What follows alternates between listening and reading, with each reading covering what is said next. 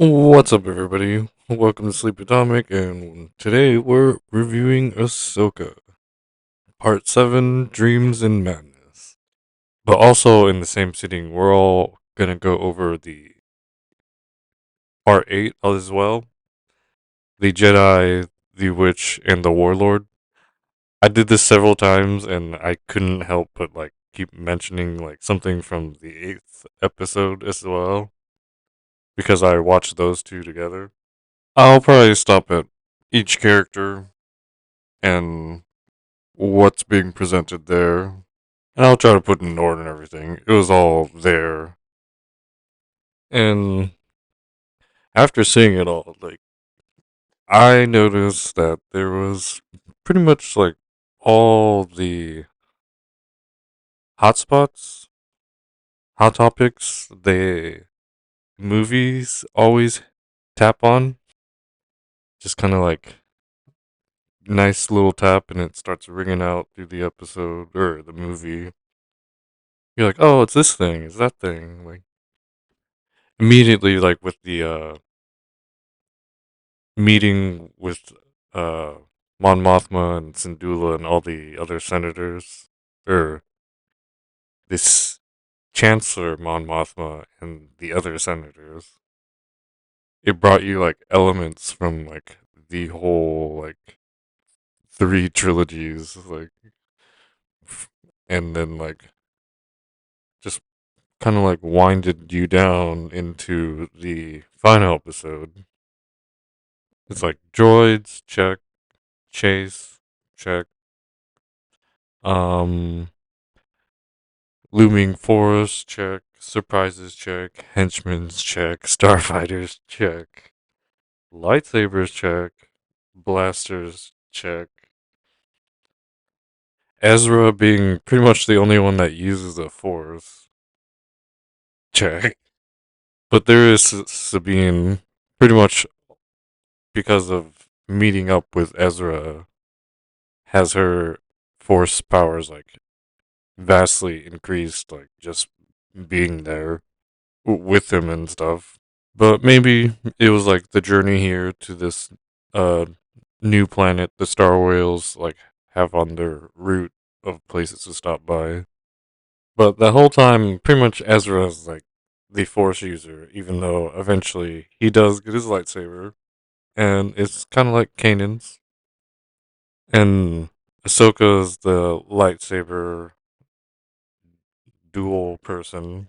And Sabine is kind of in between blasters thing, and she does the whole that kind of that outlaw feeling stance Cal Kestis does in the movie the game. I saw that kind of like a movie, like it probably was gonna be a movie, but it's just a game now. But Sabine does the one blaster lightsaber in the other hand fighting stance, and that pretty much did it for me. It's like, oh, okay, this is the episode. And what a finale. It just makes me think about the little Taoism yin yang looking symbol. I know it has nothing to do with this, but it would have been if the our attentions didn't get whisked away into the Star Wars universe. And when pretty much the little caravan of the nomadic scuttlebug guys, the Noti, Noti, it, but after that scene starts, it pretty much has you going into the action until the end of the 8th episode. There's no good or bad, but it's just get to the ship to stop Thrawn, which is the bad guy, I guess, in the situation, but it's still fairly neutral because they also need to just leave and they have that ability with the ring and then the eventual Star Destroyer. That's also like there, like right alongside, like stop war in the galaxy, not get stranded, and then everything just falls to let's not get stranded, and then all of a sudden they're looking up at the horizon, making the best out of everything.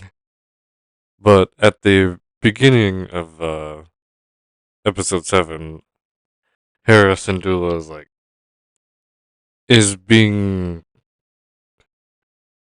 questioned for her motivation as a general, and it's kind of like shoehorned in.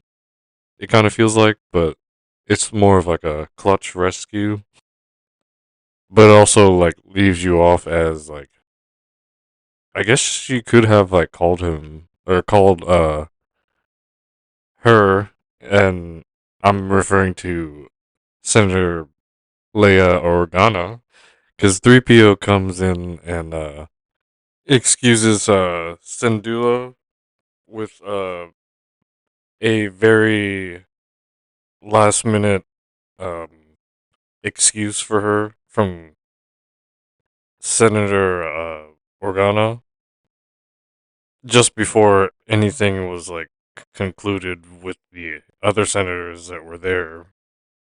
She gets off the hook because it's Leia, I assume, and C3PO, because the Chancellor, Mon Mothma, is like, oh, what's up, C3PO? Pretty much, like, in Mon Mothma fashion. Not like that.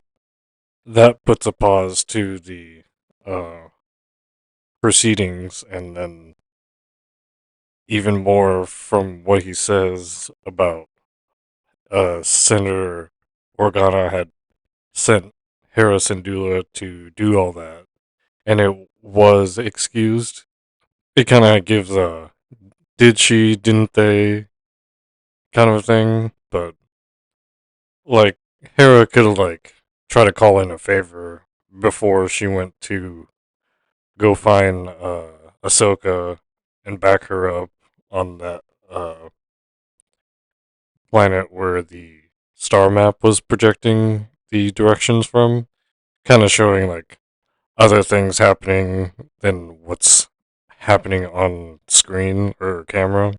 But it could just be showing that Leia has like eyes on everything but can't be everywhere.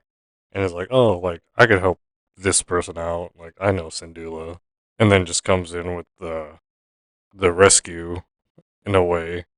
It's just a nice way for all the other episodes to tie into the part that ends the season. But it pretty much passes the focus all to Sabine, and then now Ezra. Now they're like taking like a partnership of it as Ahsoka comes in to kind of like just kind of like cap everything together. But none of the characters are really getting like neglected. But it's mainly like a Ezra Sabine focus. There's Morgan and Syndulla, like I said. There's a little bit of the Tude from Hugh Yang, even though it's just like kind of like his voice sometimes. And this is when I really like noticed the David Tennant part of it. But he dropped some nice lore with Kanan and how he has like a matching part of his master's lightsaber he made that he would always like click apart and just holster.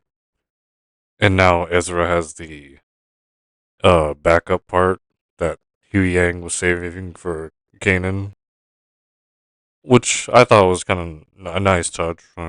There was no reason for him to be in the episode, but like that wasn't out of place at all. He even gets some more scenes with his like his backpack arms, like I want to call them.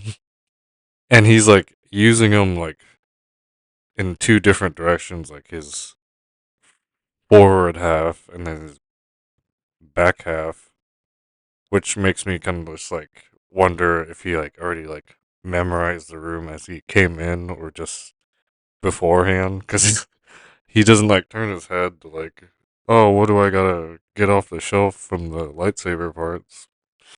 Maybe there's something with the backpack hands that lets him know what's happening, but I thought the knowing the whole room perfectly was a nifty thing, if not just a throwaway answer.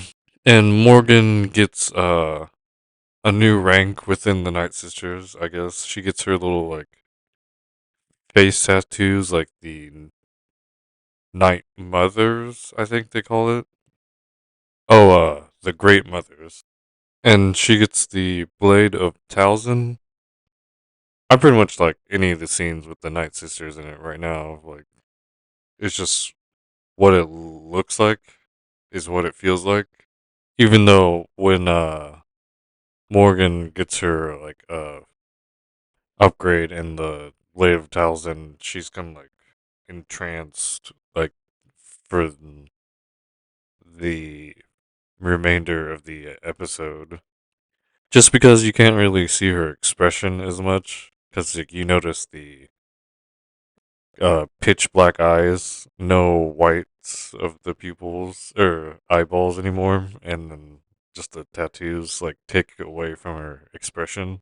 But it also adds to like them being led by the Night Sister magic, because now Thrawn kind of like takes over as the looming force of what's happening. Normally, that doesn't like transfer over like too often. Like neither they both keep it or just one like like just kind of like dons like the thing to them, kind of like a sinister like torch passing. But the whole episode, she's like, what, like learning from Thrawn, even in the Night Sisters, like, it's like, all right, you're good now. Like, they don't really develop too much on Thrawn, but he is like the opposing force this whole time. He's like, uh, talking about Anakin and like other stuff to Ahsoka after they see that the confrontation was inevitable and during it, and just kind of leaves some like, you're the loser now in this situation. And as he leaves, like, you would have to know certain people, but like that's pretty funny. Like, as much as he isn't like the most irrational person, he's like the most rational person. He was waiting to say that for so long. For so long, and it had to be the exact perfect situation to say it to. He wasn't just gonna like say it, and it's gonna be like some random situation and just to make it hurt. He still really just wants to state the facts, but he was waiting. He was waiting. But everything before that, he's like very meticulous and like actually a step ahead. But the episode doesn't give it to him to where he's like amazingly far ahead to where you know like Ahsoka's gonna lose and just get stranded with the Nati. There's Shin and Balin. Balin's like looking at pretty much like a ancestors like uh pass a statue. Like I think there's like a some Greek statues where they're in like robes and they're like pointing in some direction, but it's just like a giant thing that looks like a mountain-sized thing that kind of looks like Balin. Someone carved together. He even did some carvings himself. He's like trying to like terraform this for something. you don't really get to see so much, but Shin's like the head of the Ronin looking camp. Her and Balin like s- part ways, and then she like shows up igniting her lightsaber and like rallying them together and becoming their leader, evidently. She starts off like going with the the dead troopers, I'll call them, but trying to retrieve Ezra and Sabine. It kind of looks like she didn't even want to really eliminate them. She was like kind of like some toy, like yeah, just kind of like toying with them. Just like a regular like current like ongoing villain in some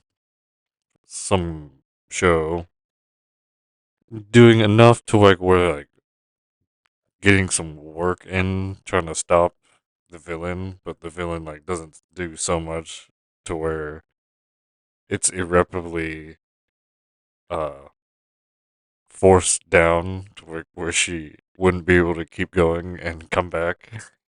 And we get to Sabine, and she's pretty much just like in her sweet spot with Ezra being at her side. Like there's nothing she doesn't think is gonna like stop them like so much to where like she's at a place where she was at the beginning of the episode, like in her little tower with her pet, just kind of like reminiscing with these little objects that she has from the past. She only almost loses her helmet like several times this whole season, but she uh does the force jump with Ezra, and she pushes him the remainder of the way, and she was supposed to get pulled to the Star Destroyer by Ezra because he already made it, but Ahsoka was lagging behind after having to fight Morgan and numerous stormtroopers enchanted by the Night Sisters. They would continually reanimate anytime you would strike them down, and these are the ones that get have to volunteer for. They're at least like have enough etiquette to like not just like leave them out of the loop. And it's like, oh well, your body's gonna get used up over and over, and it might be torture. There's nothing from Enoch. Like that's what kind of surprised me. He's like over the comms. He's like telling Thrawn a few things, but like not much is happening with him. He's just kind of like, oh well, obviously this is going to continue later on a new season. Like the whole thing with Ezra, even though it kind of looks like Ezra can just like start up the season of Ezra instead of just Ahsoka. It has that feel like when Syndulla and her New Republic forces like realize it's him. He gets out of like the little shuttle wearing the stormtrooper with the Night Sister bands all around the armor slowly, and then Chopper's the first one to realize it's him because he was stranded again, but like in a good way because he was on the Star Destroyer that went to the hyper ring that went back to the universe where the New Republic was, or the galaxy that the New Republic was in, and everything. Luckily, there was only one stormtrooper like guarding like the dock that he like jumped into, and assumedly you work backwards and realize that he heard that the stormtroopers are coming and then took the armor and wore it and then infiltrated it long enough to get that shuttle and for them to get be back in the original galaxy that everyone started in. Because the scene cuts in after Ahsoka and Sabine are stranded and fight off all the forces and the ruins. The Night Sisters and the Thrawn's forces were at collapses because it gets shot down by the Star Destroyer. And he's just flying in, like, we all know what's about to happen, but it's still like a good scene, like, regardless of what's happening. Like, we forgot the someone comes out of the landing landing bay door and does a face reveal. It's like, oh, okay, I forgot to check that off. It's a helmet pull off instead of like a robe hood being pulled down. There is some uniqueness in it. I'm not exactly sure how much like personality transferred over as he grew up slash like him being a live action character now, but we get a lot of tastes of what Ezra's like in general. Like when Sabine's trying to give him back his lightsaber, first, for some people, you realize that was his lightsaber. I obviously didn't know, but I still think of his like little blaster saber like now and then, and like how he reacts to the like I can't make that, like I'm not gonna make that jump, like. And Sabine's like, I could push you, and the rest of the way, like, it's like, were you gonna do this or not? It's like you see the hesitation, like him trying to like figure everything out, maybe trying to do it like single handedly, but he's like, all right, let's do this. When like he's just a few expressions when he's like fighting the stormtroopers, and then how he's fighting the stormtroopers. It kind of just looks like he's getting adjusted to like not being around just the naughty, the scuttlebug guys. And even with that, like he knows some of their language, and these naughty even know some of like what Ezra's saying. At first, it's like mostly their language, and after a while, he's just like too frantic to like say it. So he's like, it's just in regular like basic, I think they call it.